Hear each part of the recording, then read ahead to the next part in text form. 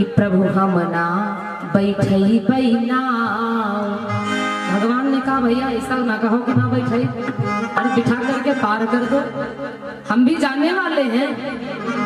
केवट कहता नहीं प्रभु कि प्रभु हमना बैठई बैना, पदरज धोए बिना। प्रभु हमना बैठई बैना, पदरज धोए बिना। प्रभु हमना बैठई बैना, पदरज धोए बिना।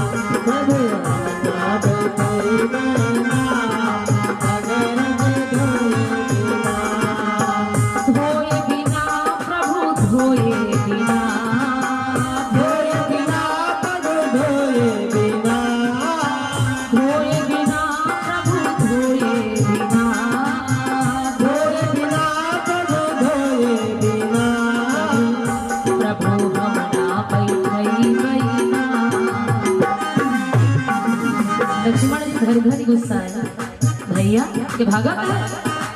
केवट के कहा प्रभु प्रभु हमना बैठई बैना, पदरज धोए बिना। प्रभु हमना बैठई बैना, पदरज धोए बिना। प्रभु हमना बैठई बैना, पदरज धोए बिना।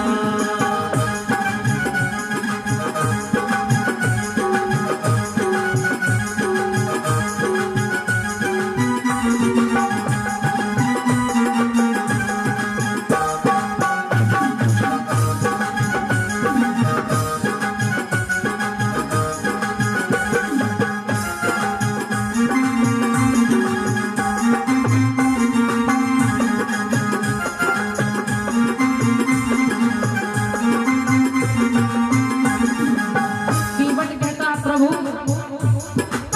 जिन पदरज से गौतम की नारी, हाँ गौतम की नारी। जिन पदरज से गौतम की नारी, देखो बन गई पत्थरा से नारी। देखो बन गई पत्थरा से नारी, पदरज धोए बिना। प्रभु हमना बैठई बैना, पदरज धोए बिना। प्रभु हमना बैठई बैना, पदरज धोए बिना।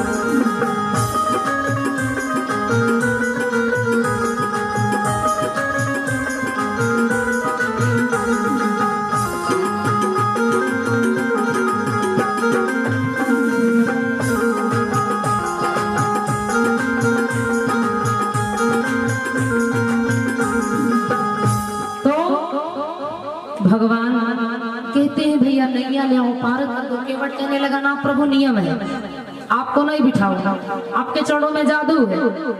आपके चरणों में ऐसा जादू है ना कि अगर आपके चरण पत्थर में लग जाए ना, पत्थर भी नारी बन करके उड़ जाती, रुकती भी नहीं है। प्रभु नैया भी नारी बन जाएगी। तो लक्ष्मण कहने लगे नारी बन जाएगी तब तो और अच्छी बात, पत्नी हो जाएगी, ले जाना घर में सेवा करवाना।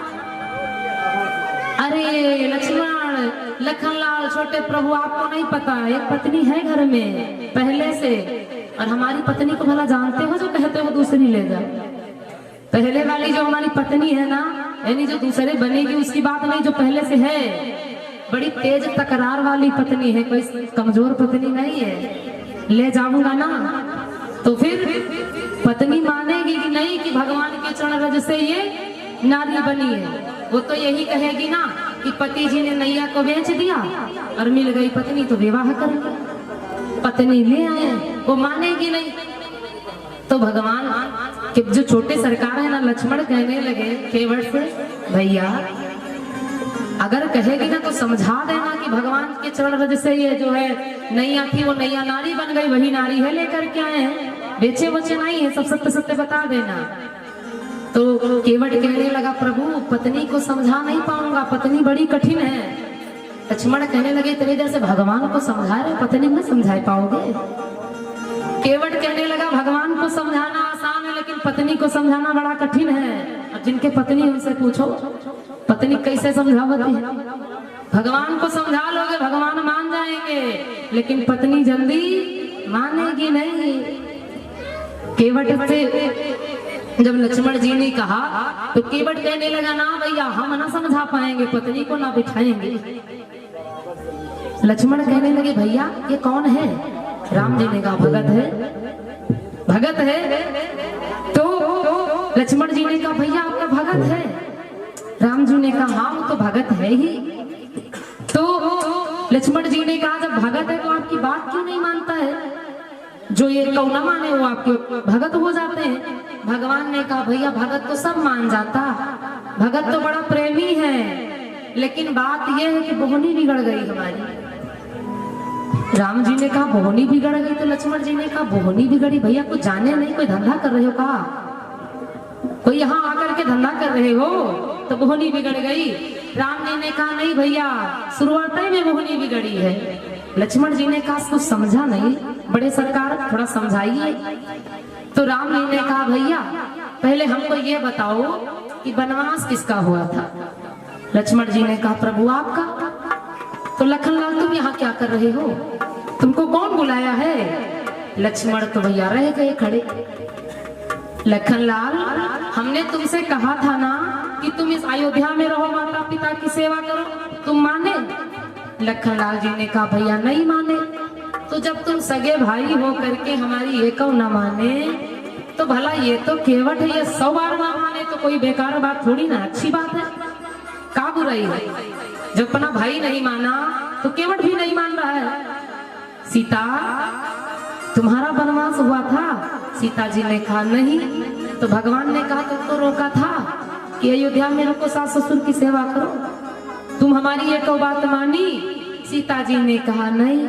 तो भगवान ने कहा हम अयोध्या में सोच लिए थे, तुम यहाँ सोचते हो, दोनों लोग खड़े खड़े हम अयोध्या में सोच लिए थे कि हमारी बोहनी बिगड़ गई है, अब जितने मिलेंगे वो एक हमारी ना मानेंगे, सब अपनी बनवाएंगे, क्योंकि हम तो मना करके हार गए ना, क्योंकि सीता जी को भी रोके सीता जी ना रुकी, और श्री लखनलाल जी को रोके लखनलाल जी भी ना रुके, तो हम तब ही जान गए थे कि हमको सबकी मानना है और हमारी कोई नहीं माने। तो भैया भगत है नहीं मानता तो हम क्या करें? भैया नैया ले आओ पार कर दो, केवट मान जाओ भैया। केवट कहने लगा कैसे प्रभु पार कर दो, मैं तो नहीं पार करूंगा। प्रभु आए हो तो इतनी जल्दी क्यों है? तुम्हारे भगत जब तुरंत तुमको बुलाते हैं तो क्या तुम आ जाते हो? भगवान ने कहा नहीं। तो केवट कहने लगा तो फिर आप मुझको बुला रहे तो मैं क्यों तुरंत आ जाऊं? तुम अपने घाट के राजा तो हम अपने घाट के राजा, का बुराई है? जैसे भगत तुमको बुलाते तुम भी तो आने में देर कर देते हो, तो आप मुझे बुला रहे हो, अगर कोई देर हो रही है तो कोई बुराई वाली बात नहीं। लखनलाल जी ने कहा तो फिर कोई और रास्ता हो तो बता दो, हम चले जाएंगे, तुम्हारी नैया के सहारे नहीं रुकेंगे। केवट कहने लगा रास्ता तो है, थोड़ी दूर आगे पर है जहां पर जल कर में पार हो सकते हो। तो राम जी ने कहा भैया फिर बता दो, हम पार हो जाए, तुम्हारी नैया का सहारा ना ले, चले जाए। तो केवट कहने लगा प्रभु तुम बड़े चालाक हो ना, हमारी रोजी रोटी नैया चलाना और हम चले तुमको बताने, सुबह सुबह का समय है और बोहनी बट्टा सब खराब हो जाए, जितने आवे ना सब उधर से उतर जाए, कोई नैया पर नहीं आएगा तो बाल बच्चे क्या खाएंगे, पत्नी क्या खाएगी, रास्ता बताने नहीं जाएंगे। केवट से भगवान मन में विचार करने लगे बड़ा चतुर भगत है, इससे तो किसी प्रकार बातें ही नहीं बन रही। अगर मैं रास्ता बता दूंगा आप उतरेंगे, आपके सहारे जो भी आएगा ना तो उधर जब सीधे रास्ता पा जाएगा तो उधर से चला जाएगा, कोई ना नैया पर बैठेगा और ना हम लोगों को मजदूरी मिलेगी। नहीं बिठाऊंगा प्रभु नैया पर और ना जाऊंगा रास्ता बताने। लक्ष्मण कहने लगे भैया ये ऐसे नहीं मानेगा, अब इसको तुम भैया भैया करते हो ना तो ये ज्यादा सर पर चढ़ करके बैठ गया, अब ये मानेगा नहीं।